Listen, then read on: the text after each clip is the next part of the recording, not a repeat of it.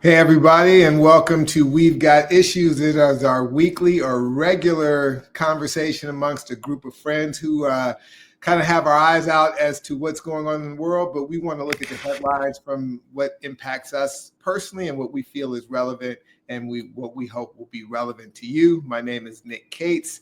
I'm here in LA, and I'm joined by two of the group of friends from our posse of friends who started this whole thing kind of on a text thread, and we want to bring some of the energy and some of the, the kind of ideas that come up on that text thread of people who have known each other for more than 40 years and see what you guys think of it. So I've got with me today my good friend Ron Evans.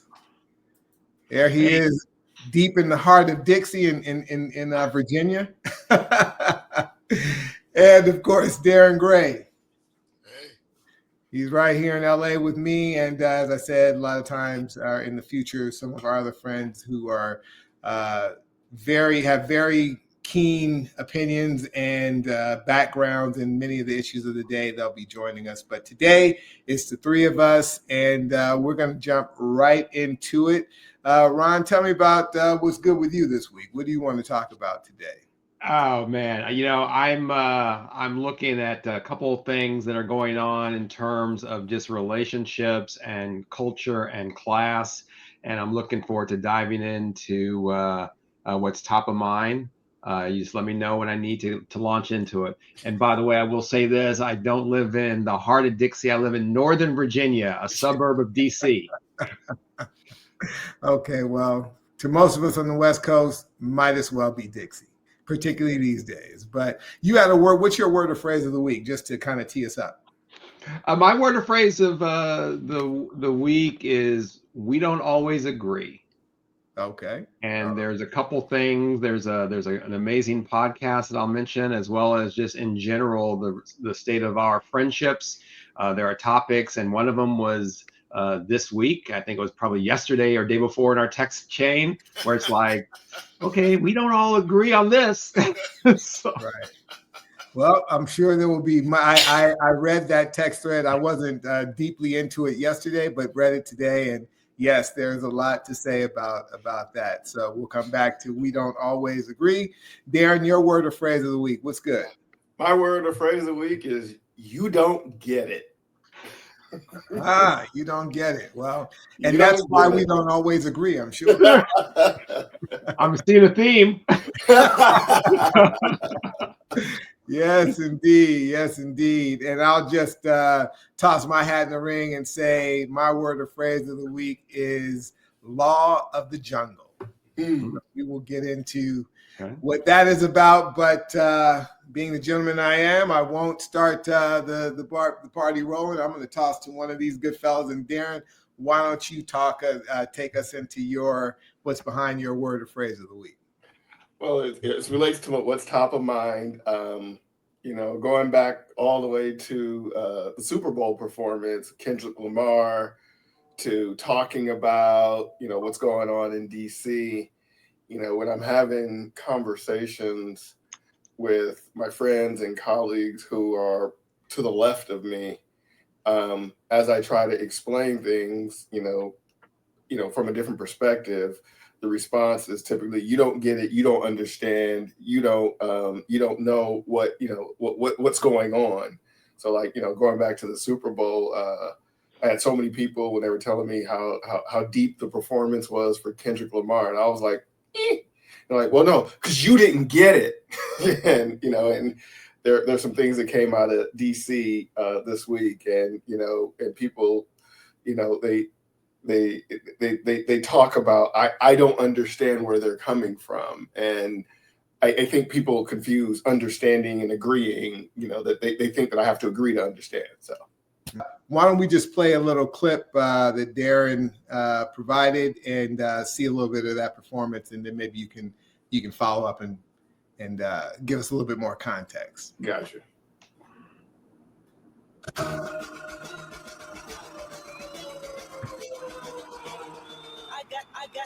I got royalty inside my DNA. Working quarter pump, the war and peace inside my DNA. That's power, poison, pain, and joy inside my DNA. That's hustle, though, ambition, flow inside inside my DNA. Was born like this, perform like this. Y'all shoot what new weapon. Transform like this. Wish y'all shoot what new weapon. That's murder, conviction, burners, boosters, burglars, ballers, dead. Scout my fathers, dead with children. I wish I was. How long? So I had people telling me that, you know, I'm not going to do the voice. I'm just going to talk normal. I'm not, you know, he was showing the division in the United States by having the flag and his standing between it. He was showing how separated we are and how we all need to come together. And I said, it's a dance routine. You're reading a whole lot of symbolism through that. And they're like, well, you just don't get it. And, you know, and then people were saying things like, you know, did you read through his lyrics? I was like, yes. And it's like, so you're not understanding. I'm like, well, I understand he uses a lot of N-words. I understand that. But, you know, I don't understand all of this, you know, why you're putting so much into this. And, you know, and like I said, with the some of the things that were coming out of DC, the Department of Ed sent a Dear Colleague letter out to all of the universities about DEI and K-12. And, you know, I said, I'm going to keep doing the work that I do. It doesn't really matter what the label is. And people are like, well, you don't get it. We need to fight. I'm like, okay, I get it. And what's most important to me is being able to do the things that are important for our communities, not the label that's attached to doing important things for our community. So that's where I get it. And then in our text chain, boy, oh boy. Yeah. But before we go there, Ron, what's your reaction, what you saw and heard? Darin, you don't get it. Oh my God. First of all, props to you for finding like the only segment of that entire performance that no one is actually posting on YouTube. It probably has like 5 views. There was so much symbolism there with first of all, it was all Black men and women in a divided nation. He was right down the middle of the American flag. He was speaking to a divided nation, a divided country, with our new president in attendance. That wasn't even the most interesting part of the show. Of course, the important part was, is he or is he not going to do Not Like Us? But I think that there, you have to understand, Kendrick Lamar is not a brother from around the way. He is a Pulitzer Prize winning rapper. Everything he does has lyrical subtext. He's not just making bars up out of thin air. Everything is intentional. So I would have to agree with your detractors that you didn't get it. Well, see, here's the thing. You know, you were around when, Public Enemy, KRS-One, you know, Nick Giovanni, James Baldwin. When you compare that, what his performance was, and it was a decent performance, to historical references, cultural folks. My daughter was like, okay, boomer. Like, no, when you compare the depth of what a lot of what was written by the Black literature folks from, you know, the 1800s all the way, when you look at the early days of rap, when, you know, they were real social rappers, it was clear. You didn't have to create these subtext. Somebody posted something, a meme online of a half-eaten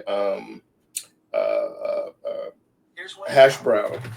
A half-eaten hash brown, and someone said, you know, Kendrick Lamar ate this, and the symbolism is by biting through the paper, he's talking about the influence of paper money, because people are assigning things because that's what they want to see, and part of it is the historical context is, you know, he's a decent rapper, you know, him, Common, you know, they're common modern day lyricists, but you know.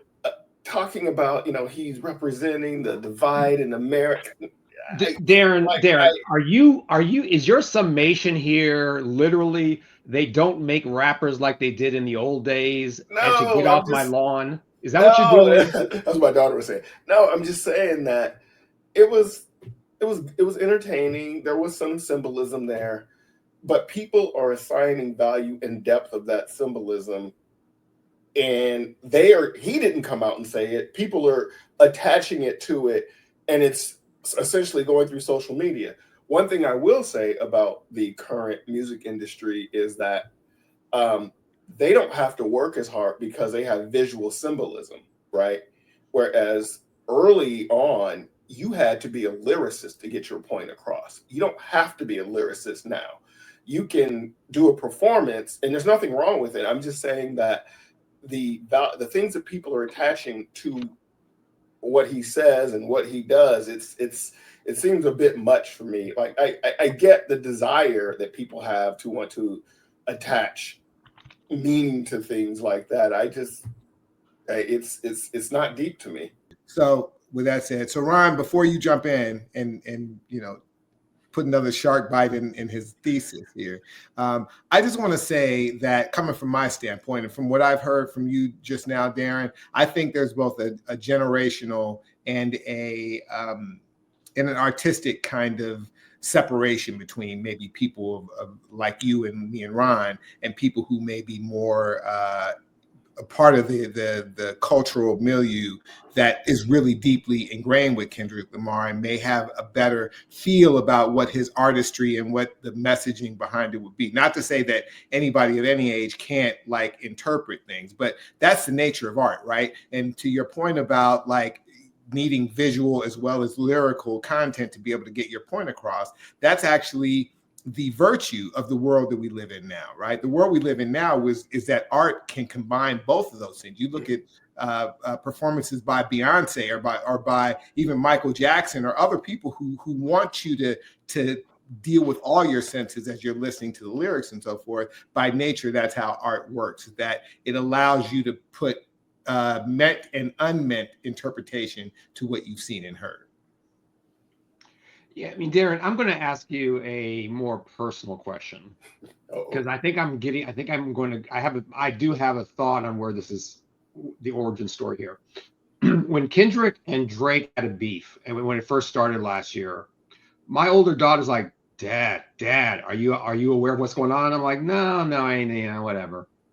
It wasn't until like 3 months later, after They Not Like Us came out, where I started to like pay attention to the beef, and there was some video essays on it, and I'm like, oh my God, this is layered, this is deep.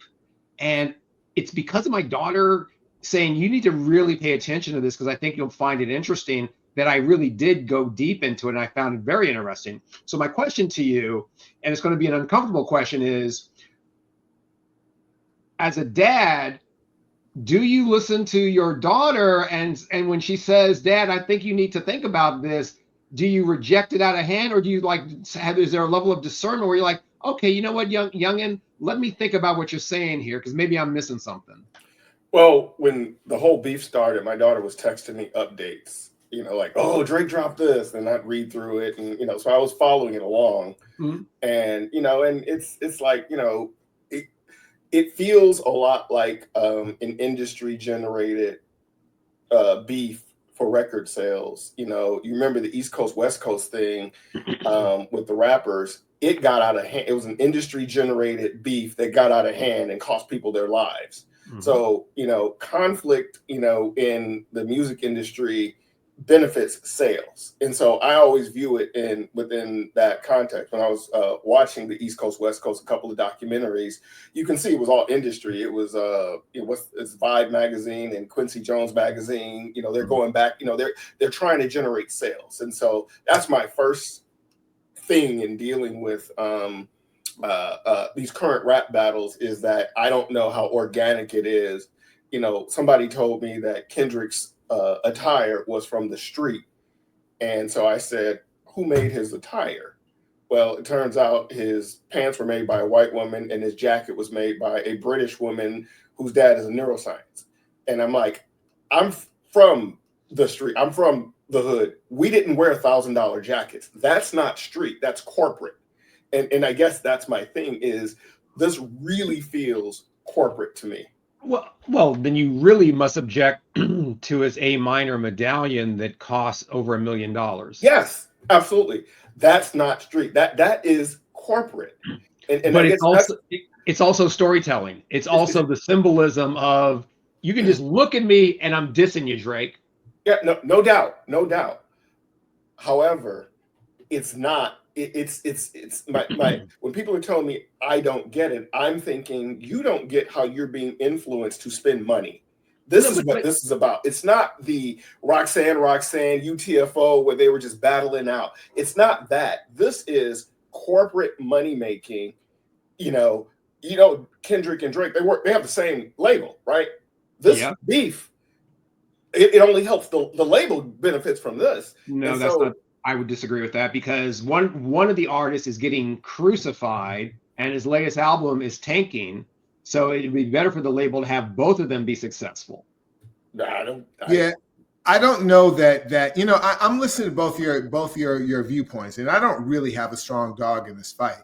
I didn't particularly. I mean, as a performance, I preferred when Prince performed in the rain, right? That's my kind of performance, but that's just me. I'm not I don't go to rap shows. I don't I'm not a consumer of the product in that way. They're not as entertaining just because I don't follow the lyrics as closely, and it doesn't mean all that to me. But I get a lot of the nature of what you're saying, Darren. I think that there's I was listening to an interview, and Pablo Torre, who's a kind of a sports commentator, said something I thought put things in the best context.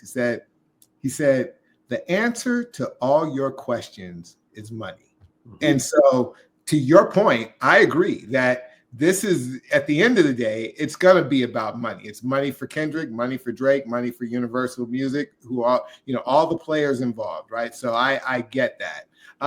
But there is another side to it, because there's nothing in hip hop or in pop music or whatever that isn't about money. So that doesn't negate the artistry. That doesn't negate the story and the themes behind what is being said to make the money, because Kendrick Lamar could do a number of different things in terms of how he would want to represent himself at the Super Bowl or whatever. So it's not an either or proposition. It's really one of preference. I prefer this. Other people prefer that, and they're both right.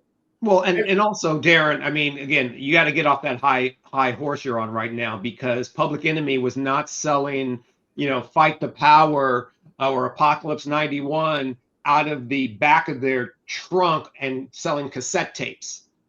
They were being they were being distributed through, I think, Columbia Records and Def Jams or someone. Yeah.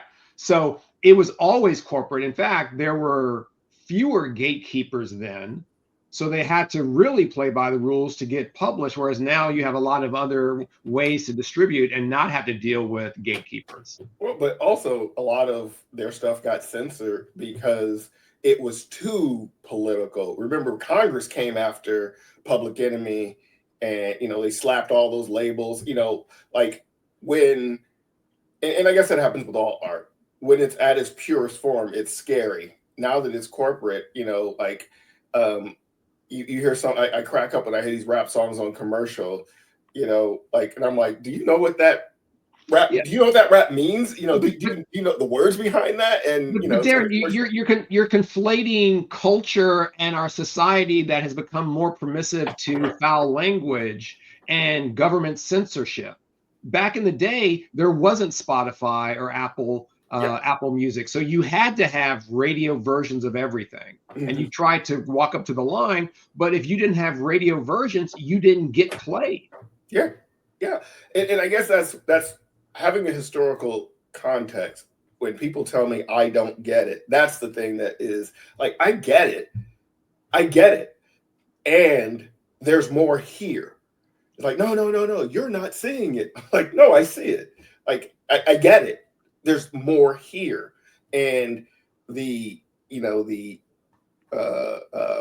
try not to quote some of the Nation of Islam folks, but the hidden hand behind all of this, it really is about generating revenue. And that's what I see. I see that in terms of, it's less about, the fact that his song won a Grammy with the N-word, that is beyond I don't understand that. I just don't understand how people are okay with that.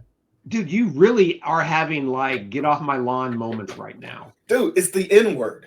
It's No, the N word. Okay, I get it. But again, we can go back to NWA where they just blew the doors off of profanity in their music. And it's been this way ever since. In our community, but to have this be a mainstream, like I think we played the clip before from that TV show Girlfriends back in the day, where people, when Jay-Z had his song, H to the IZA and all that other stuff, and somebody would say that word, and then there was always this, oh, hey, it's just not that anymore. And people are like, you don't get it. It's it's part of our culture. Like, no, yeah. And I agree with you. I mean, honestly, if you watch the Super Bowl performance again, because I've watched it probably 10 times, it's fantastic and it's edited. I mean, he self-edits. He doesn't use the N word. He doesn't use the B word. And it's still fantastic. And it proves that you can deliver great music and great lyrics without being profane. So I'm with you on that side. I wish we didn't have to show how cool we were by using profanity and vulgar terms. Yeah, and that's just, I know you got to wrap this segment up, but I'm just saying, like, folks, I get it. I just don't agree.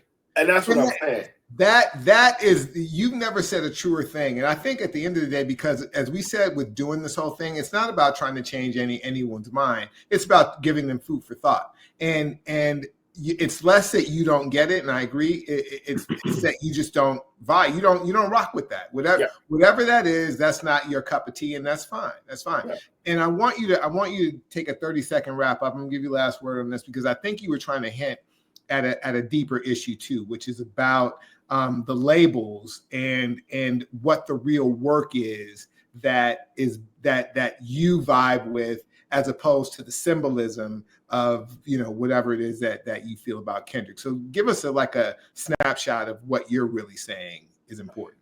Oh, what I'm saying is, I think once again our culture is being appropriated by the mainstream for financial gain at a cost to us. It happened during the rap, gangster rap.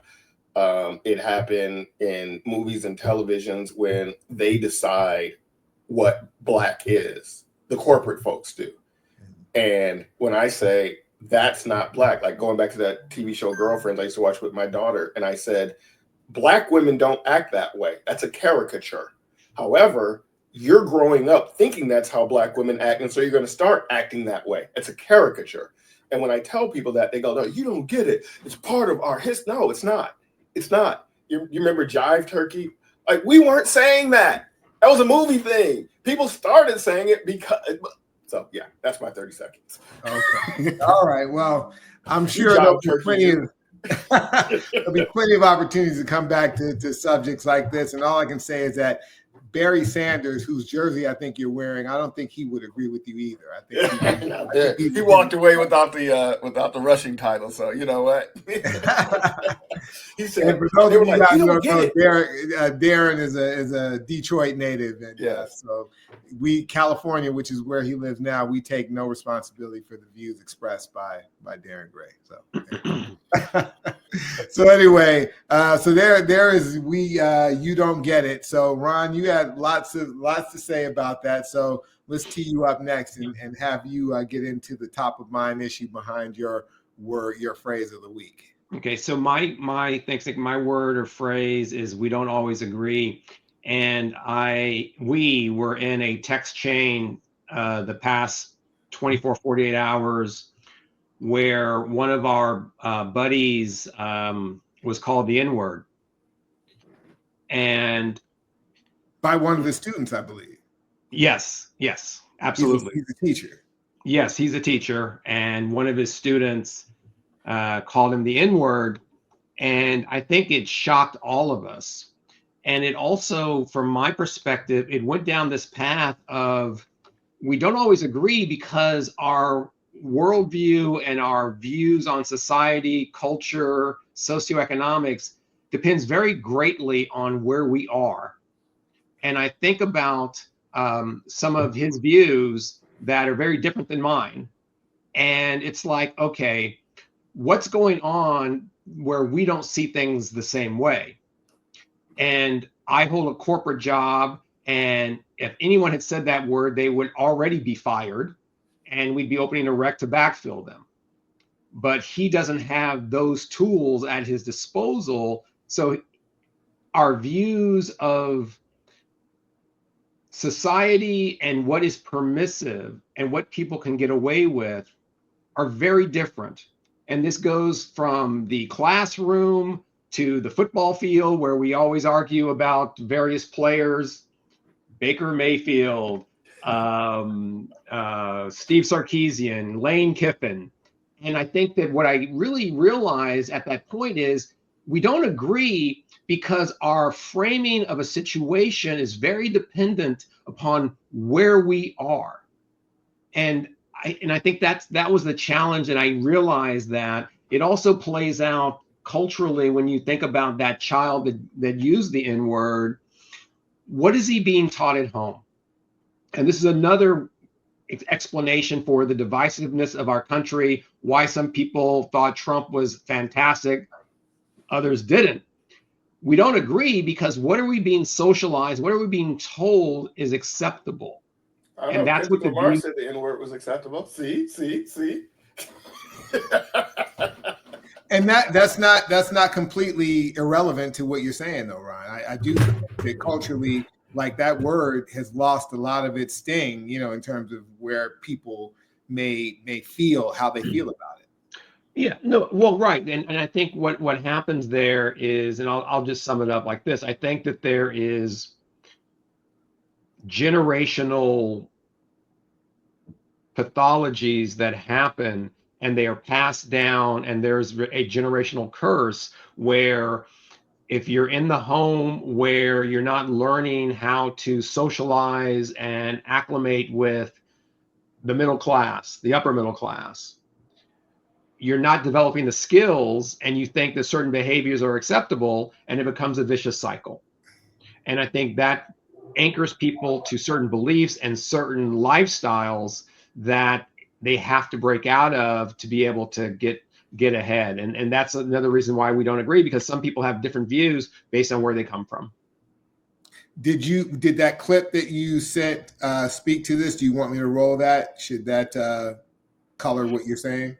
Yeah, I think so. I think it's a very brief talk about, class and socialization in our country, and what do people learn, and how does that impact their career trajectories.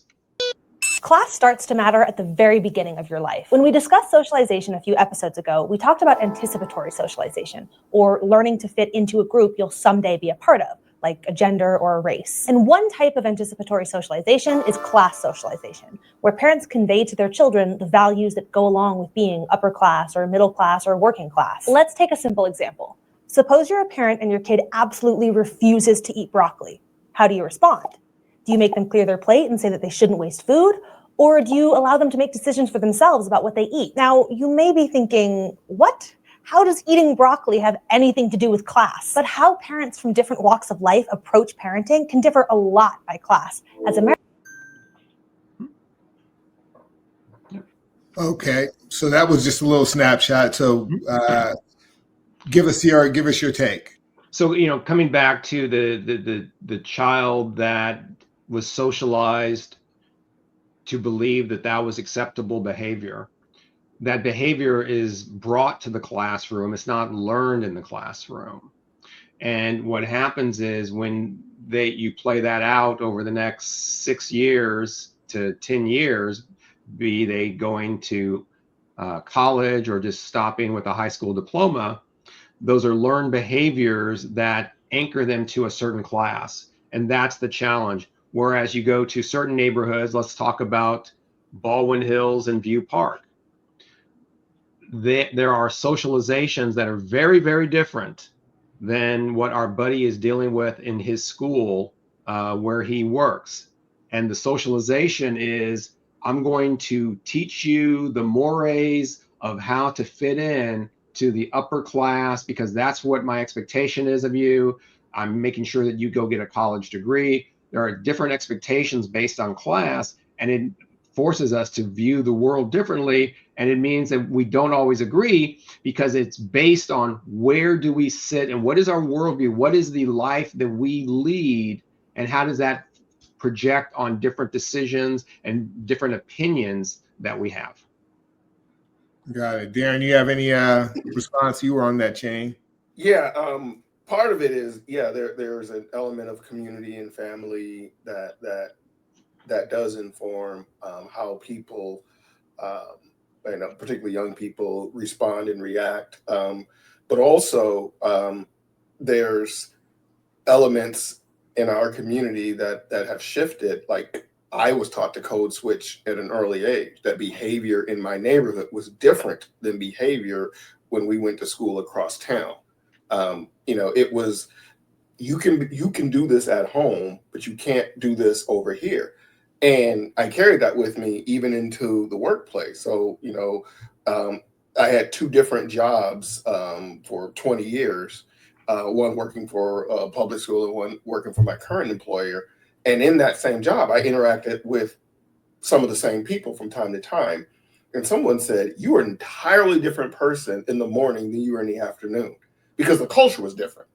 The culture that I had to deal with at the public school system was entirely different than the culture that I had to deal with in my other job. And it was, some people were like, I didn't recognize you as the same person. So part of it was folks from our community have always had to navigate different worlds and different spaces. And so I think what's missing is the grandmothers. That's only I can think about, is people who can talk to you about how to navigate different spaces. This behavior, this way of wearing yourself, this way of talking, this way of all of this stuff is okay in this space. It's not okay in this space. And I think that's what's missing, is the older people to tell us that. And part of that goes back to the generation that would be that were impacted heavily by the crime bill. They were impacted heavily by the Great Recession. So we don't have that same community sense of connectedness that we once had to teach the younger people and to teach current parents what that is. With my kids, it was like, eat the broccoli or don't eat the broccoli. I don't care. You're not eating again until, the next time for dinner. It's up to you. I don't care. Mm-hmm. But with my grandchildren, it's like, oh, would you like ice cream instead? So, it's also context in that respect. Yeah. It's a very interesting dynamic, because as it relates to that kid, like what that kid said at that time to our friend in the classroom could have been a random moment in time. It could have been non-representative of his whole life, outside of the classroom or at home, or it could be an exact representation of that, right? So we don't know that. But to Ron's point about the code switching and the identity and so forth, our friend had to make a decision in his mind as to which identity he was going to use at that time, knowing all the ramifications. He's not a 15-year-old, 16-year-old kid. So he has to navigate the world in a different way, where he has to weigh up the pros and cons, the benefits and liabilities of how to handle this child, right? Who will hopefully grow up to have also a level of sensitivity and discernment when it comes to that. I was listening to a podcast the other day called Is one of our competitors? What's wrong with you? Yeah, well, hey, a guy's got to have some entertainment. So, but yeah, so she was a woman who you guys may or may not know, named Steph Smith, who's a very. What's the name of the podcast? It's called Ish, SHIT. I'm just saying Ish for our vocabulary sensitive viewers, that you don't learn in school, right? And what they were talking about on this particular podcast is identity. Like, what is your identity? How do you identify? Like, and how important is identity? Like, and what rules are there, or what frameworks must one have to discern what's a valuable identity and what's not, right? And so I think, as to Darin's point, as Black people in America, right, we have to make decisions almost moment by moment what our identity is going to be, right? You talked about code switching and so forth. Identity is a fluid thing. And I think in my view, the wiser you are, the more in touch with the fact that you have many facets of your identity.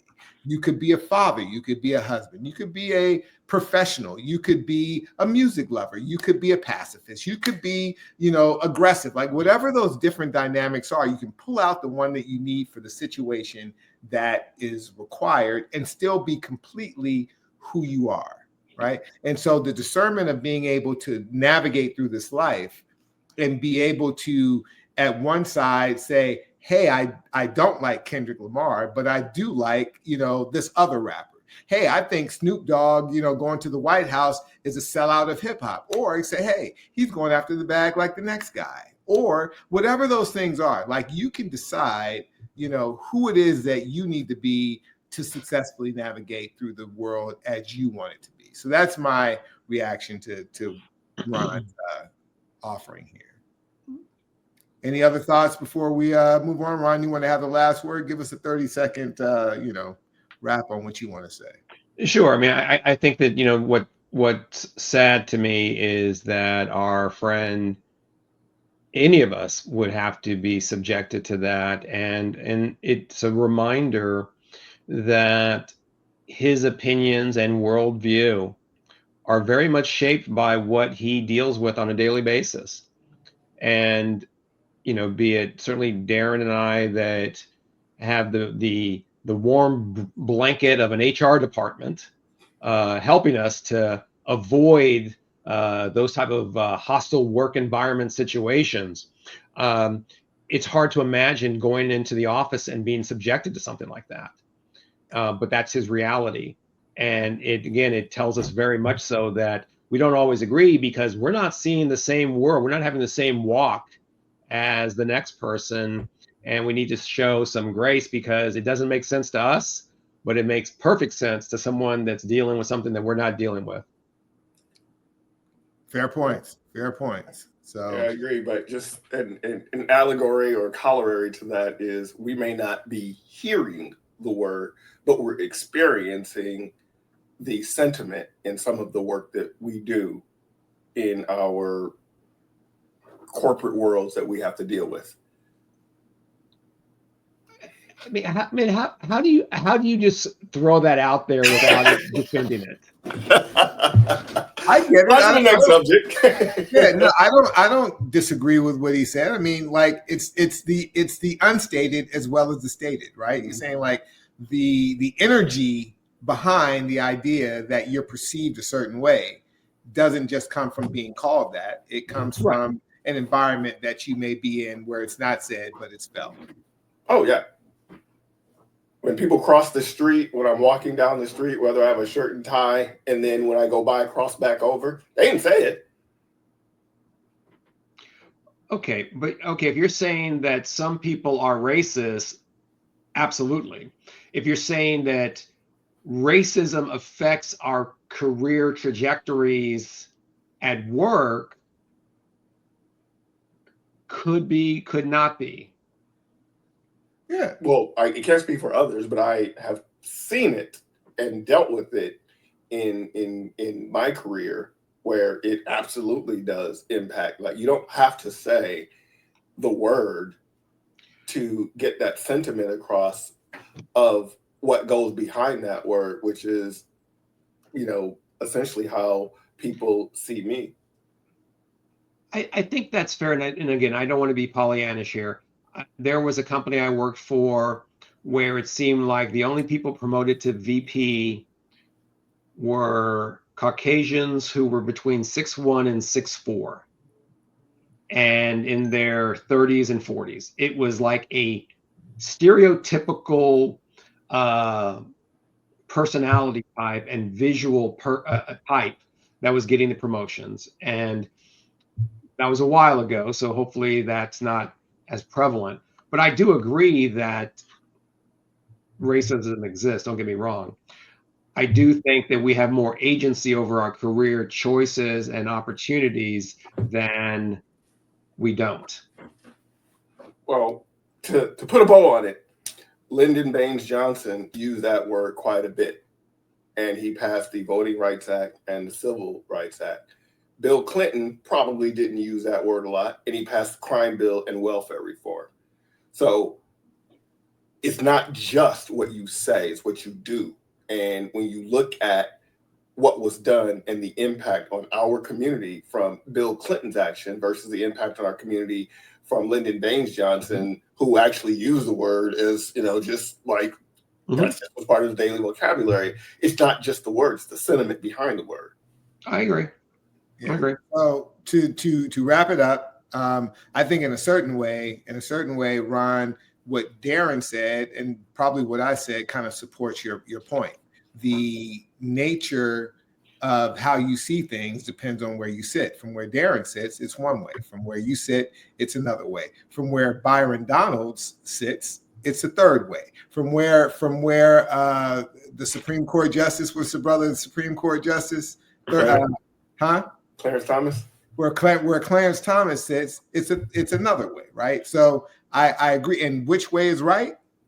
Yeah, but Nick, all I would offer in evidence is if one of us were riding a bicycle around campus with a do-rag on, talking about the police are targeting me, like, okay, we can call it racism, or we can call it you are, instigating a situation. And you have agency over whether you wear a do-rag or not. If you choose not to code switch just for the sake of being on the USC campus on his beach cruiser and flip-flops with a do-rag on, that he's not provoking anybody. He's just, I'm just being me. I was being the dude. Because I could do that in Detroit and nobody batted an eye. You ain't in Detroit. Yeah, but what I'm saying is if that, as a freshman, if that's who I was, because I didn't understand Southern California culture. It was definitely culture shock when I came out here. I didn't understand that. I thought I could just be who I've always been. Let's move on to the last subject for this round, which was mine, which is law of the jungle. That was my word or phrase of the week. And I'm going to play this clip really quickly, and we'll talk about it on the back end. They are not going to obey court orders.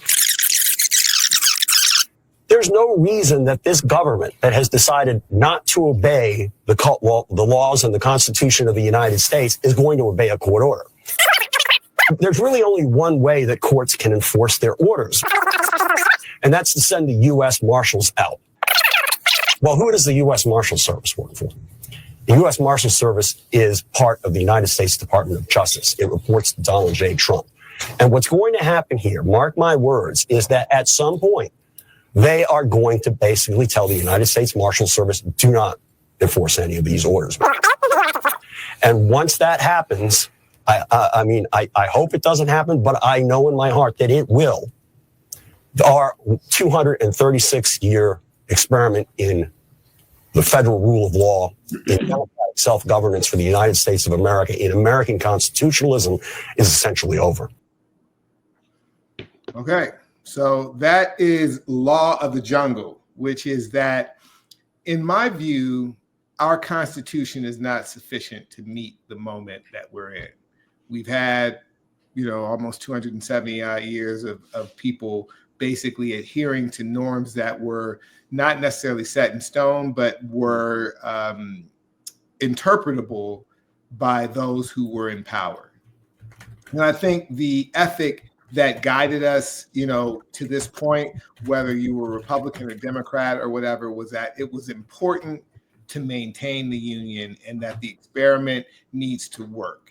And even though there were cracks and fissures and that there were inequities and there were all kinds of things that were bad about the country, or the country did not live up to its promise, there was one thing that was clear, which was that we've got to at least move the ball forward in our democracy. Now you have an administration in power who's willing to test that at every turn and essentially say that, well, if all the levers of power basically stop with me, at a certain point, if I just don't like what the courts have said, which is the rule of law, I can decide to either pick and choose which ones I will be held accountable to, or I can just say no to all of them.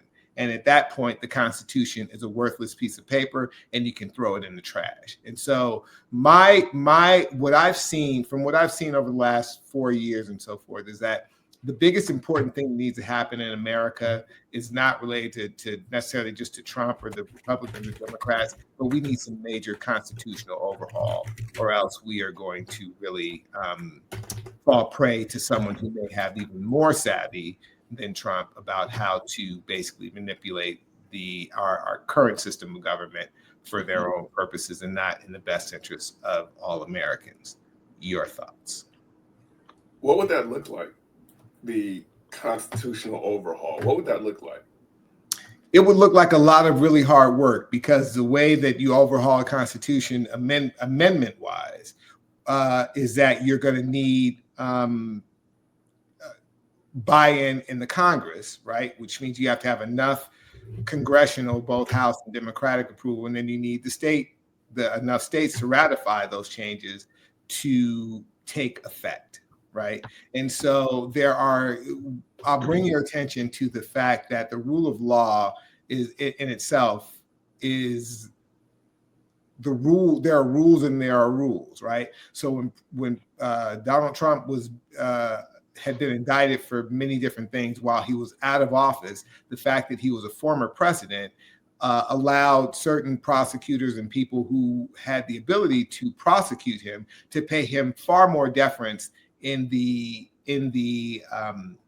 administration of law and bringing him to court than they would if it were you or I or anybody who had been indicted of those same things. So the law did not work evenly in that way, and that's something that that's because of the norms and people's feelings around those things. So what I'm saying is that there's a lot of people who say the Democrats, what they need to do is not work against Trump. What they need to do is offer solutions about how a country would be better if they were the ones in power. I believe that the message they need to give to the American people is that our whole system of government needs to be shorn up so that it really protects the public interest, and it holds those in power to account. And there could be a number of different amendments that could be proposed. And even if none of them pass, even if it never comes to pass, that the main amendments to the Constitution make sure that the president on down is accountable to some system that makes it impossible or very difficult for him to circumvent. Even if it never happens, that's the conversation that Democrats, I believe, if they really want to do what needs to be done, that's the conversation they need to be having, because right now the government is not working for the main number of people. It's only working for those who have either the power or the money to work around the system. That's why didn't the Democrats do that when they were in power? Can't say, Darin. Like, I know your point is, and I agree with it, that they left the door wide open. They left it open because they didn't do what they should have done, which is really work on behalf of the people when they had the power. This is Obama. This is, to your point, Clinton. This is Biden. This is all of them. Like, the problems that were there on their watch and other people's watch. So I'm saying that now, what needs to happen now is that they've got to get serious. They've got to get serious about the lobbying and the money and all those things that corrupt the system and make it easy for Mark Zuckerberg and Elon Musk and Bezos to sit on the panel when the president's being inaugurated, knowing that our reason for being here is that we own this. This belongs to us, and we're going to get ours first, and anything that's left over for the American people, congratulations, right? Like, that's the message that Democrats need to send, that's no longer going to be the issue. We're guilty, to your point, Darin. We are guilty. We say it, and but we've always had a desire to work on behalf of American people, but we got caught up in some things that we are now purging ourselves of, and this is the direction we're going. But are they purging themselves? Like, DACA was unconstitutional. And Darin, I'm not looking back. I'm not talking. But what I'm saying is you have to look back, because you have to accept that the reason why we are here is because of the things that you did that at the time you thought were good for the nation. Like allowing Congress people to vote by proxy when that is unconstitutional. You're passing laws, and because you have the enforcement engine, rather than sending the marshals out to force these Congress people to come back to vote in person, you said, oh, it's okay if they vote by proxy. Or with DACA, rather than sending whatever they were called back then, ICE or CPV, out and deporting folks, you made them citizens. So just because you think it's for the greater good or it's for the benefit of the country, when you violate the Constitution for your own ends, you just make it easier for the next folks to do it. And that's what I'm saying. The Democrats, a lot of what is happening is just what they did times two. And then and one of the reasons I think they don't reform it is because they like the power too. But I agree. But Darin, so you're making my point. And I don't disagree with anything that you said. I said that keeping all of that in mind, and this isn't just the Democrats' problem.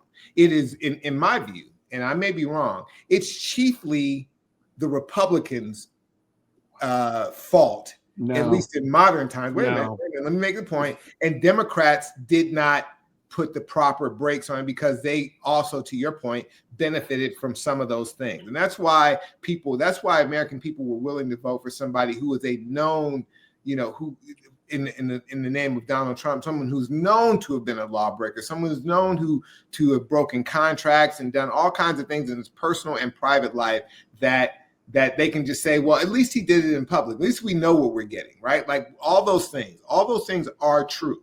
So I'm saying you own it, Democrats. Like, yep, are bad. So this is who we are now. That's all I'm saying. No, it's not who we are now. It's who we've always been as a country. Wait, Ron, I'm not. Before I'm gonna let you get back in. All right. I agree with I've already said I agree with all of that. They're all guilty. There needs to be a new ethic, a new type of person that runs for high office who acknowledges that. Says, you know what? This country is great. It is fantastic. Best country in the world that has never lived up to its promise. And I can name a litany of reasons why. And the way that it's going to happen in the future is that we're going to have to own all that. Like, forget all that woke stuff that you guys don't want to, you need to own your history, the good and the bad. But in addition to owning the good and the bad, if you really own it all, we can stop using all this energy to talk about, well, that's woke or that's DEI or that's racist or that's whatever, and say, listen, it's all of that. All of that is true.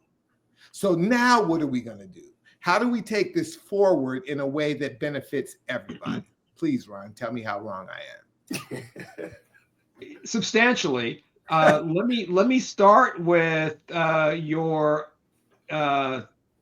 problem with Mark Zuckerberg and Elon Musk and Jeff Bezos.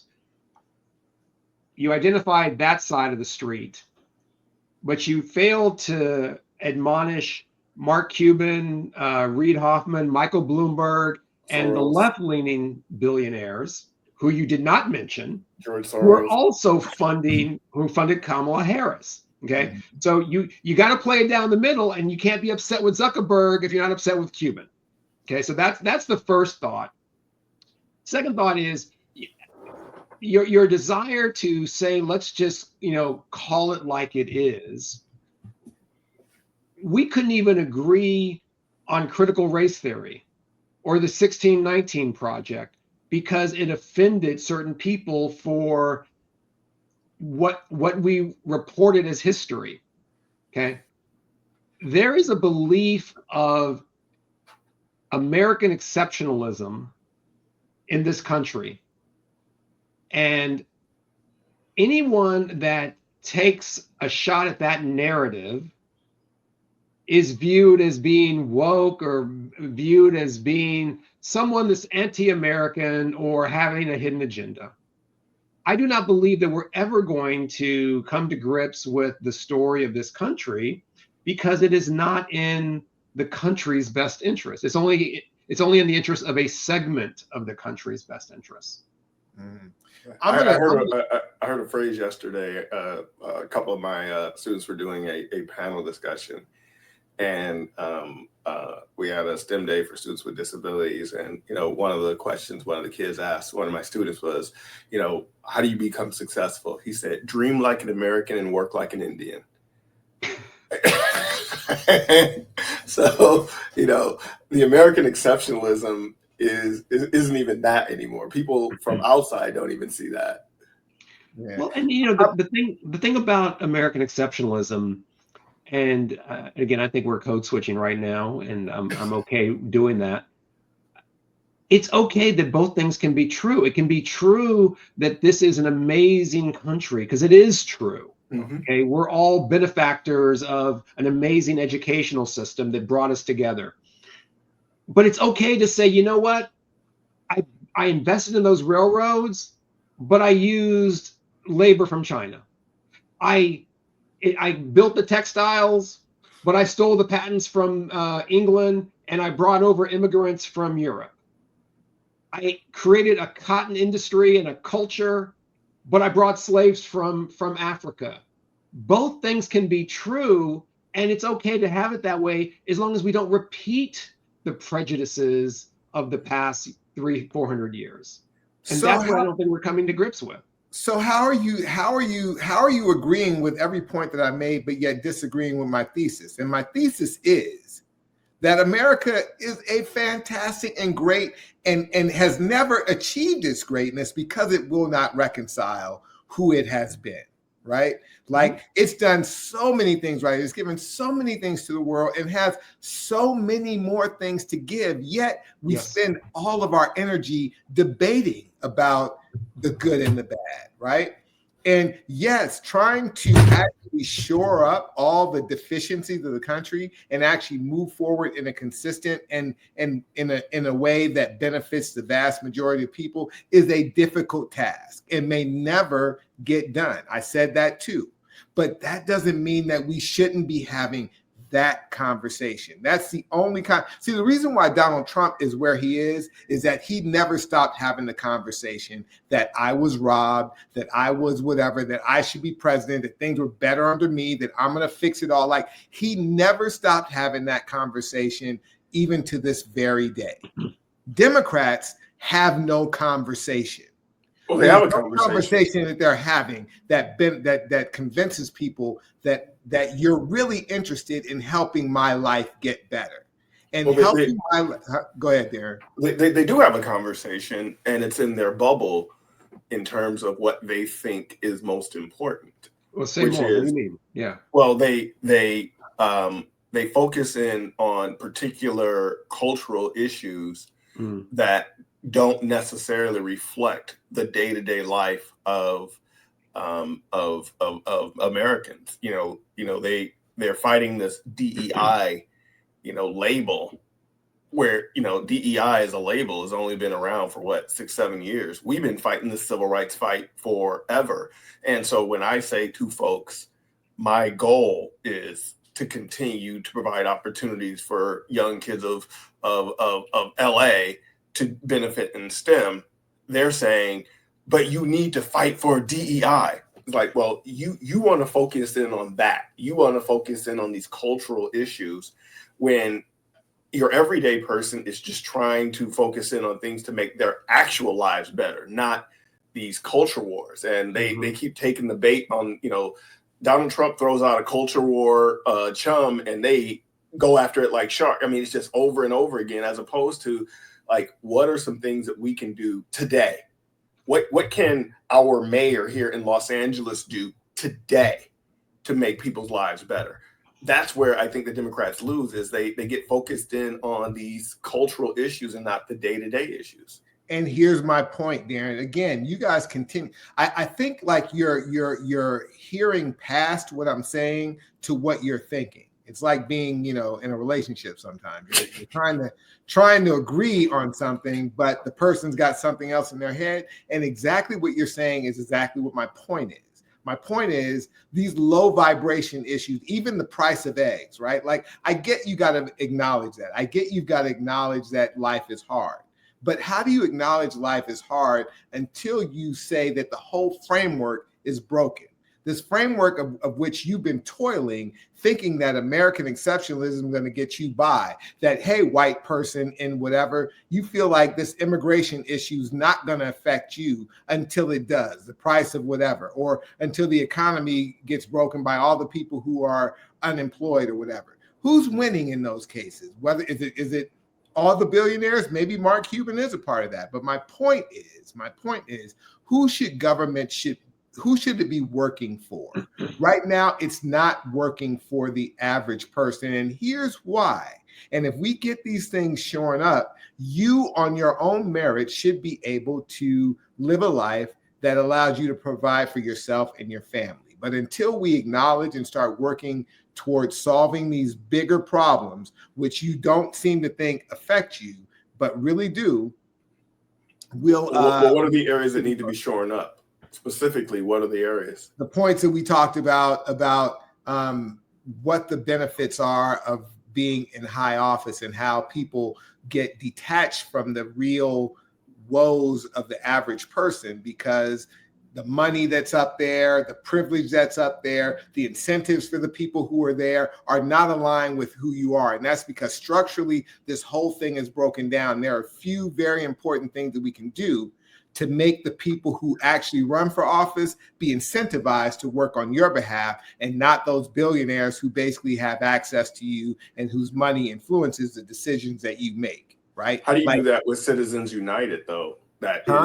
How do you do that with Citizens United, where the Supreme Court said that corporations are people? You have to pass a law. You'd have to either pass a law or change the Constitution to negate that. Like, I'm not saying the work isn't hard, but in the culture that we live in now, the story and the narrative and the thesis by which you operate is more important sometimes than winning the argument. Sometimes you've got to make the argument again. Like, take Obamacare, right? When they tried to pass Obamacare, the Republicans made it a point every day to either have a vote against it, to talk about how terrible it was going to be for people, even as people started to have it. And even when they were actually putting the legislation together, there were so many carve-outs and so many workarounds that it never really achieved the thing that it was going to achieve. But a lot of the story about it was a negative one, because the against it side had a theory and a theme that they pressed every day, and the pro side had no real narrative that they were pushing. They were reacting as opposed to acting. And that's the point. You need to act. You need to have a direction that you want to take the country that makes being an American more important than being left or right, than being conservative or liberal. Being an American is the important glue that we all need to do. And it means that we all share in the benefits, and we all have to deal with the sacrifices. Not these people sacrifice and these people benefit. That's the kind of narrative that we need. And our Constitution is not equipped to deal with the corruption that has always been there on both sides, and is no longer there's not even the hint or the illusion that it's not being used to benefit some at the expense of others. Nick, I'm always reminded of is an event a feature or a bug? And you're describing a feature of American politics, not a bug. This has been baked in. You can go back to John F. Kennedy, who was bankrolled by his family's wealth, the Rockefellers' wealth, the Onassis's wealth. You can go to Reagan, who had his list of rich people, and now the latest incarnation is Trump has got his right-wing cronies as well. This has always been the case. What seems to be distasteful to you is when the other side is playing the game better than your team is playing it. What was distasteful to me is during the Obama administration, when I felt like we had a chance to actually change the game. And to your point, the game just kept going, right? Like, hope and change became like more of the same. And when the financial community was bailed out without any, need to make good on all the privilege that they were given to keep the industry. And yeah, we didn't want our economy to crash, but without any strings attached and all those kinds of things, I'm giving you guys the point that you're making, that mistakes were made on both sides. And the fact that it's distasteful, that it's been supercharged with this latest administration, I'd like to see some brakes be put on that, so that whether it's a Democrat or Republican that comes behind, it's clear that there are guardrails, that what's important is that our country succeed, not just you, but our country succeed. And that's a long-term problem. That a project that may be 100-year project. You know what I mean? But what I'm saying is, if the conversation, things don't change until things change. Or what's the quote? If things don't change unless things change. That's what it is. So things don't change unless things change, and things are not changing. Or if they are changing, they're changing for the worse. No, yeah, right. I mean, you're seeing the American political system in action. And so is there no solution? Like what is it? Like, okay, well, this is what it is. Well, it's what it's always been. And but I'm not talking about that, guys. But what I'm saying is what you're saying requires essentially a constitutional Congress. And there would have to be people not benefiting from the existence in order for a constitutional. Move away from the camera, man. Move away from your camera. Sorry. I was going late to it. So yeah, make that point again, Darin. There would have to be a constitutional Congress. And that means that the people who are benefiting would have to be willing to give up that benefit. And I don't think anyone in power wants to give up that benefit. You know, like I was reading about the Trump tax law, and I didn't realize that through budget reconciliation, Biden could have undone all of it. But he didn't, because people who were supporting him benefit. Just like Trump's doing it through budget reconciliation, he's going to extend the tax cuts. Biden could have reversed the 2017 tax cut from the beginning. But there were so many people supporting him that benefited, he didn't. But the Democrats will say they're doing this tax cut so billionaires get this tax cut. Like, well, you had a chance to stop that and you didn't. So here is what would have to happen. Essentially, the country would have to come to a point where we're all in trouble. And then we say, okay, all right, everybody's losing or everybody's winning. But as long as there are significant people who are benefiting, there's no stomach for a constitutional Congress to make any fundamental changes. Right. I mean, well, look at it this way. If there was a constitutional Congress and you had to give up all of your wealth and all of your property for the better of the nation, would you be okay with that? But that's not the question. That is, because that's what you're asking people to do. It's not the choice that's being made. I'm not saying, hey, take away what has been accrued by any individual or any whatever. What I'm saying is, just like the Congress is supposed to be passing laws and legislation all the time, what needs to happen is every time there's an election in some state or whatever, because senators and congressmen every 2 years or 6 years or whatever have to come up for re-election. I'm saying the people that should be running for those offices now should have that idea in mind, that I'm not running for the purpose of just getting, whatever I can get. There needs to be a different ethic might I ask a question, Nick? Yes. When that person, that ideologue that you envision is running for that race, where are they getting the money for the flyers and the campaign commercials? They could be getting it from the same place that all the other people get it from, as long as they're saying that, listen, I'm not running because I care about this system. I'm running because I don't like this system. And as soon as I am elected, it is my goal to undo this so that more people like me can run. Right. But isn't that what Trump said to his voters? Wait, hang on a second here. Go ahead. Yeah, so what you're saying is the politicians would say, I will take your money, but I am not going to do what's in your best interest. May I still have that money? Yes, and I'll say I'm not going to do what's in your particular best interest, but what my goal is to make more people rich, so that you, and if you have a better mousetrap, more money is going to come to you anyway. We don't need to tilt the scale so that you get it whether you innovate or you don't innovate. I'm saying if you think you're great and you think your company is great, you're going to make even more money because more people are going to have money to spend. What if I don't think my company is great? I just want to get then rich. You don't need to give me money. You don't need to give me money. If you just want the unfair advantage, which is what most people want, yes, then I'm not your constituent. I want a monopoly. Yeah, here. See, I get that capitalism is built on competition until you win. Then you don't want competition. I get it. Particularly venture-backed companies. Like we're at Facebook when they first started. We just want to change the world. We want to connect or people. Google. Then you get that. Then you get that venture back, and they're saying, "Listen, we need a 10x, 100x return on our money. We need to eliminate Snapchat. Right. We need to eliminate TikTok. Anyone is a threat." I get it. See, most people are having that low-level conversation, which is that I just need to get mine. That's what Snoop said when he went and performed for Donald Trump. Like, listen, I'm going to get mine.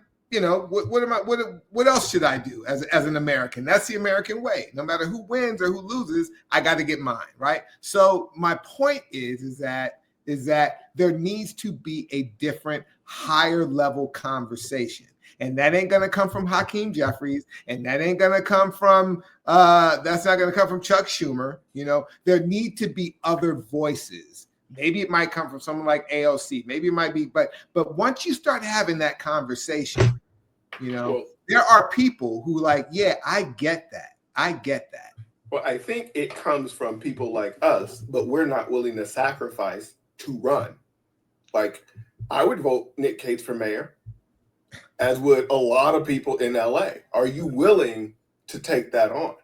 Not at this point, but that theoretical person is saying the same thing. Does not mean there are people. Let's take somebody like Caruso, right?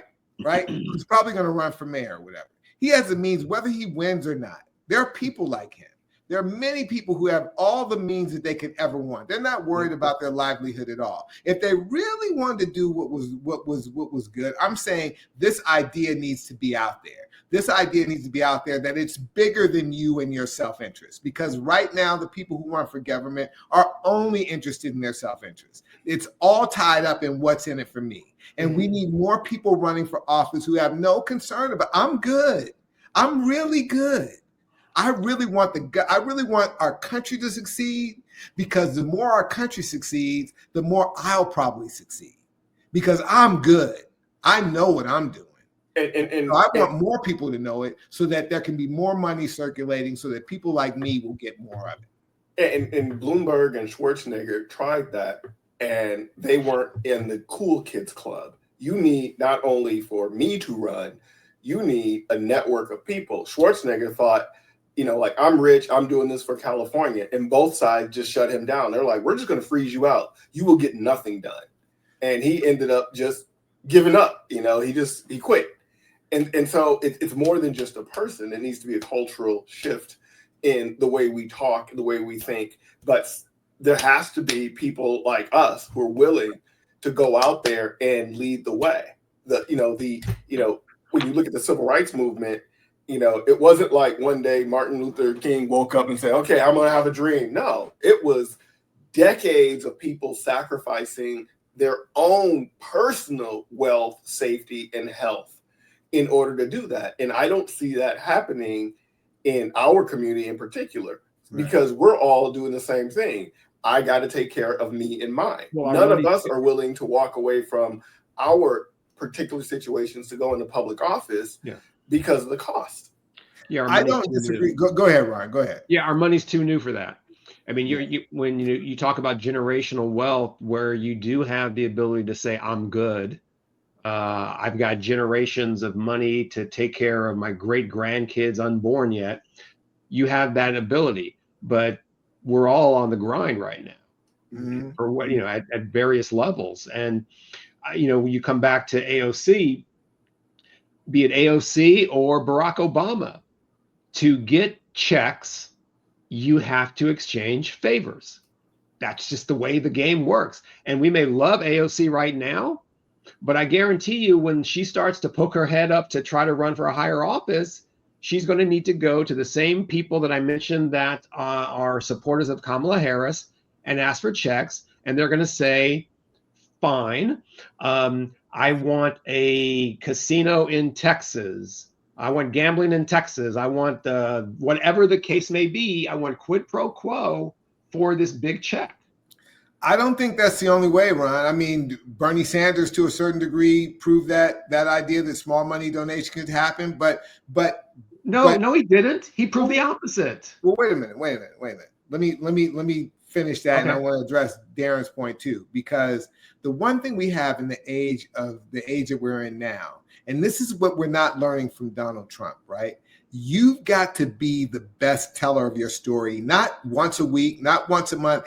Every day, twice on Sunday, 4 times on Wednesday, you've got to be telling a story that gets traction with it before you raise the money, before you do whatever, or even while you're raising the money. People know who you are.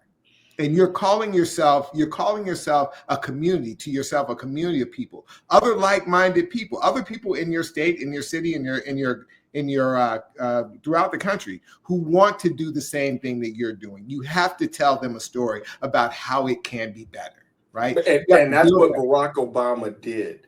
And as soon as that's what he did, he was out there organizing, he was giving speeches, he was writing books. Before he even, he was a state senator from, Illinois. That's what he did. He got there. It was Cease to Pueda, yes, we can, hope and change. We all bought into it.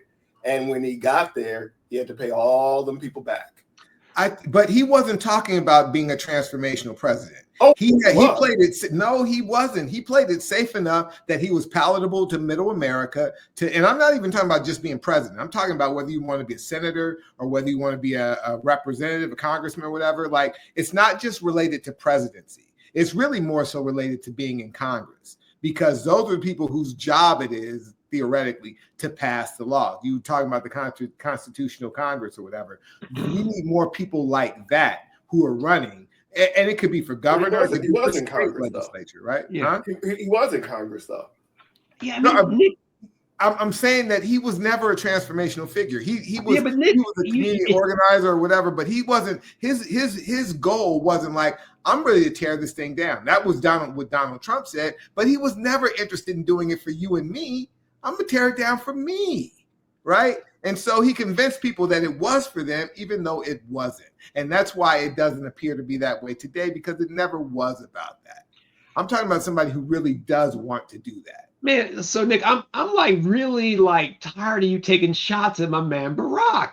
It's like you feel that his biggest failing is that he didn't, walk into the Oval Office with a dashiki on and not true, Ryan. And it's like he was the president of all America. He had to play it down the middle because his constituents were all of the Americans. The other thing that you're failing to point out is, I think it was like literally the day after the inauguration, Republicans huddled, in Washington and said, we have got to resist every single move this man makes. There was an organized resistance from day one, literally, to thwart him. Right. And here's the difference between him and most Democrats. It's not just a sickness that he has. Most Democrats are a slave to the rules. Like, the conventions and the norms are what they deal with. If somebody were to tell you, me, or Darin, probably, that our number one goal is to make you a one-term president, and we're never going to agree with anything you do. If we haven't learned anything from Donald Trump, is said, you know what? You get out there every day and you name names and you call names. You say, I'm trying to do this for American people. I have a mandate and we're doing it. And if you don't do it, we want to get somebody to primary you. Like, if you don't use your bully pulpit and you don't use your bullhorn with the conviction, like, there's nobody who will not say that Donald Trump is not convicted about what he's doing. There's nobody that says he doesn't have the energy, that he doesn't have the passion, that he's not doing the work.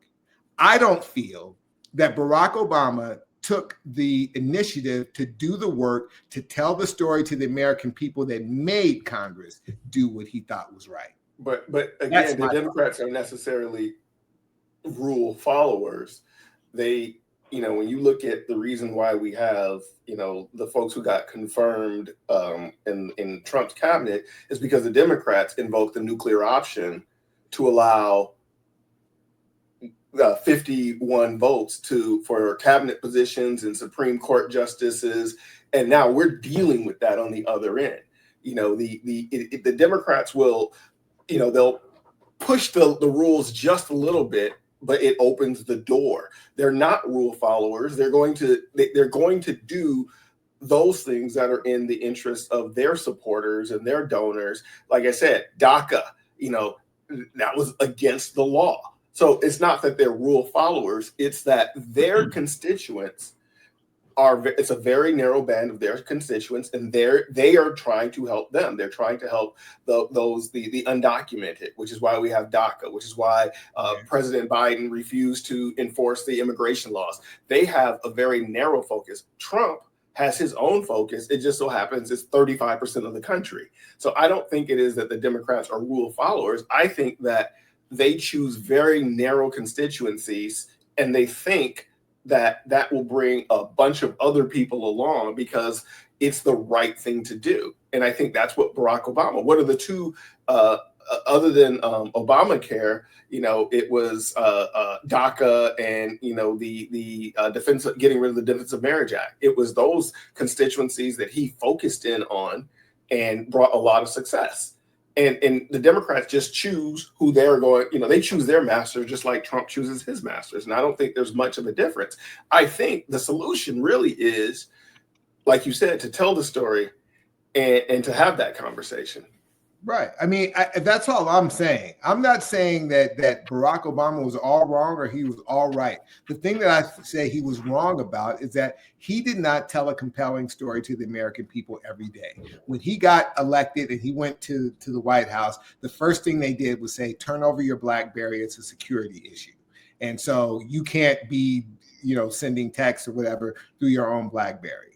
Donald Trump came into office and said, listen, I'm on the toilet at 2:00 in the morning and I'm doing what I want to do because this is what I want to do, right? And so when I say rule followers, like there are conventions and norms that Democrats will typically play by, like when Jimmy Carter's funeral happened and Donald Trump was sitting next to Barack Obama, and because they're two presidents, he's getting along with Donald Trump like they're old buddies or whatever. When Donald Trump, treated him like a stepchild and said things about him or whatever, because that's what you do as president. That's what he did.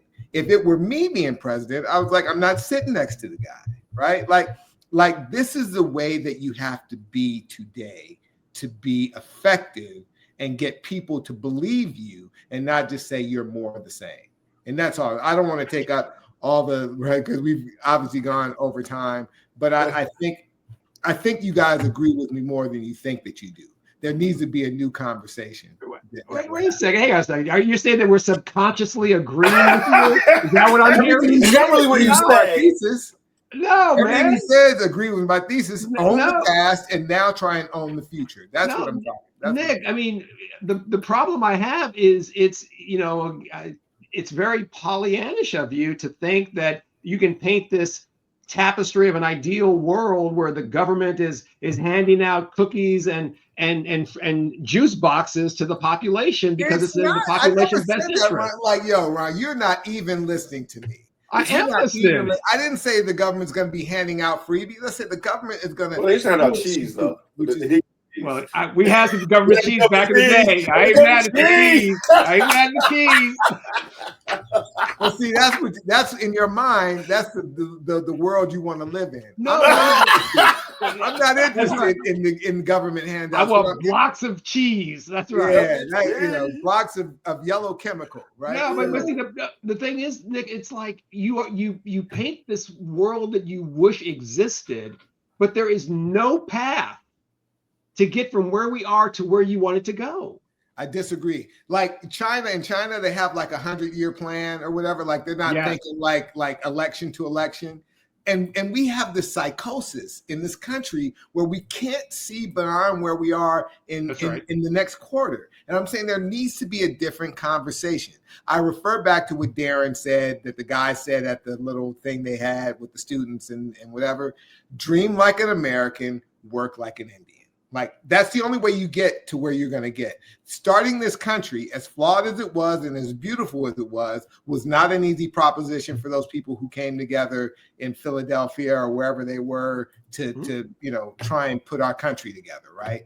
That was a dream beyond anybody's imagination.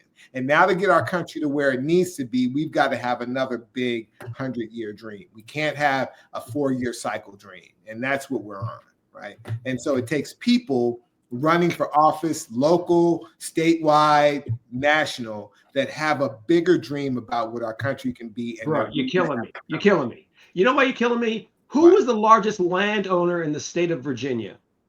Thomas Jefferson, I'm sure. No, George Washington. George Washington, okay. Our first president, okay? Right. He wasn't some guy like, a blacksmith down, on the corner. He was the largest landowner in Virginia, and he became president. It's always been this way, Nick. Ron, you're only telling half the story. He did actually help them win the Revolutionary War. He was a lauded general. He wasn't like just some guy they picked because he was rich.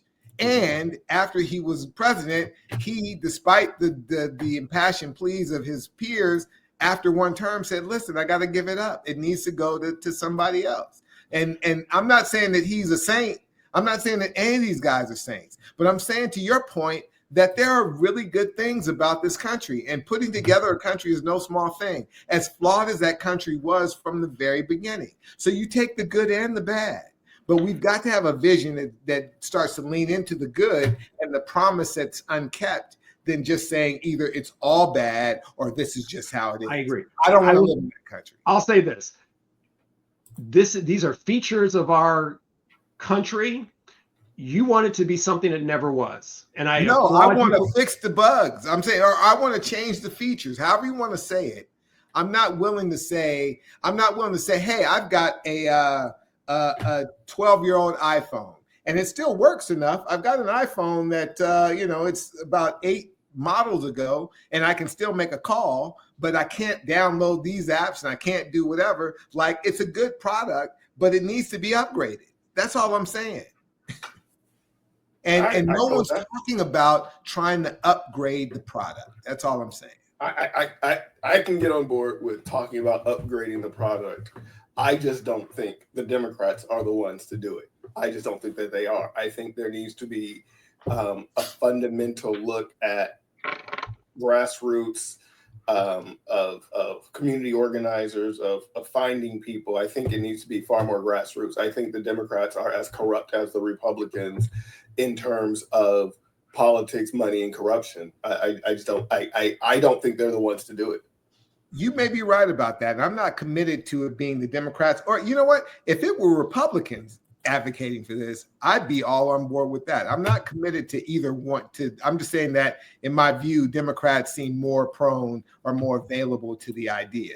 And in a two-party system, you got to pick one. So you go that route and hope you can change that party the way Donald Trump changed the Republicans, because one man changed that whole party, and so it's not inconceivable.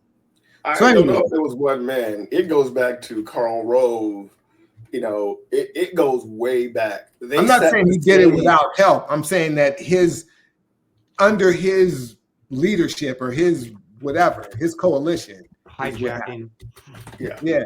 So understood. So I'm sure we'll have time to come back to that idea. I appreciate you guys enlightening me with your perspectives, and showing me and agreeing with you on the inside. Exactly. Because that's how it is. When you fall asleep tonight, you say, you know what? Nick was right. That wasn't crazy. So, with that said, listen, we've had I think we had a nice exchange of ideas here. Let's get into our weekly rants and raves and talk about what ideas, concepts, shows, whatever it is that you want to rant or rave about this week. Darin, why don't you lead us off? Staying with the same the same thing is I'm ranting about folks not being well read. When I was talking to my daughter and I said, James Baldwin, and she said, who's that? I'm like, I am a failure as a father. I have failed. I didn't Chris Rock fail. She ain't on the stripper pole, but I am a failure as a father because she didn't know who Nikki Giovanni was. She didn't know who James Baldwin was. I did have her watch Eyes on the Prize when she was in high school, and I ceded her education to the educational system, and they didn't cover that. And when I've been talking to people, going back to Kendrick Lamar, and they don't know who any of these Black authors are, I realize that we are just not well read. And that's my rant, is that people just aren't well read and don't even know that they're not well read. Right. You know, I would say, tell your daughter to go to YouTube and search for James Baldwin, William F. Buckley debate. I watched it sometime last year, and it was just two intellectual heavyweights in like 60s. I think it was black and white, and great introduction to James Baldwin, great introduction to William F. Buckley, conservative commentator, and she would be very impressed by him. Yeah, James Baldwin is an underappreciated, like Ron said, intellectual and way ahead of his time in terms of his analysis of what happened and what should happen, and I think would very much endorse my idea that we need content. Of course he would. And he would do it consciously. Exactly. So with that, Ron, what about you? What's your rant or rave this week? Man, I got a rave. I just started watching season 2 of the Apple TV hit show Severance. Oh, yeah. If you're not familiar with Severance, for anyone listening or watching, it is a dystopian office drama. It is produced by Ben Stiller, and it takes place in a world or an office where you learn this in the first couple of months ago. You're severed, where when you go into the office, you don't remember what happened outside in your life. You only think about what's going on at work. And when you leave work, you don't remember what's happened at work. Now you're back to they call them outies. And so everyone has basically two realities. And season 2 just came out. Season 1 had a great cliffhanger. And I'm caught up with season 2. And it's a great commentary on corporate America. And capitalism. And it's also just funny and a great show to watch. Yep. I agree. I fully concur. I'm a little split on Severance. I gotta say, I'm not gonna filibuster your point, but I really like the show. Although every time my wife walks by and I'm watching, she's like, like that's like, like it's not for everyone. I'm sure. And what I'll say is that why I was kind of on the fence is that it's really a slow burn. It's not the kind of thing that hits you in the face from episode 1. It was that way in season 1 for me. Yep. And it's also that way in season 2. It doesn't start off with a bang. It really just, you got to say, well, what's going to happen here? And the fact that it's not bingeable, that they don't release all the episodes at once, that you've got to watch it week by week. I think this show would be served better by having all the episodes available, because when I like something, I want to be able to get a critical mass at one time, maybe 1 or 2 episodes. That's the only thing. And the other thing I want to say about it is that it's a great cast. Like the cast that on the show is really, really stellar, particularly the Black actors. The guy who plays Seth, Mulkin, whatever, like he's Milchak. Yeah, Milchak. Like, one thing people will recognize with this show is that this show does a lot in close-up. There's a lot of communication about what's going on with people by how they use their eyes, their face, whatever, in close-up. And the stuff, not only that, the dialogue is great too. Him and the woman who plays the Black woman who plays his supervisor in the show. they are doing some really, really good acting when it comes down to what's said and what's unsaid. And that's what's really, I think, clever about this show. I'd agree with that. The other thing I would add is, and since you have a film background, I think the cinematography is phenomenal. Mm-hmm. I mean, when they in The Office, the angles that they film things, it's like, why are you filming it that way? It's not your traditional straight ahead, show two people.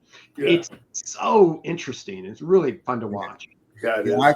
I endorse your endorsement. I think that's a very raveable show. So, thank you, Nick. You'll find that many of my thoughts today were endorsable. Maybe I'm the one who go to sleep and rethink my whole position on everything. I think I was kind of agreeing with a lot of your points today, Ron. So you weren't so off base. You got 2 minutes for our buddy Ron's got to go. What's your rave? My rave, I'm sorry, forgetting about the time. My rave is actually country music. So we talked about Kendrick Lamar earlier or whatever. And I'm going to rave about country music over the last, I don't know, like 8-9 years or whatever, maybe a little bit longer. I've really, really gotten into country music. And it started off with people like Blake Shelton and Carrie Underwood and like the accessible kind of pop type country people. But also a lot of the other, like, I even like Kenny Chesney and, but the GOAT right now, is Chris Stapleton. Like there's nobody better in country music than Chris Stapleton. But having said that, the reason why I feel is why a lot of people like rap music, interestingly.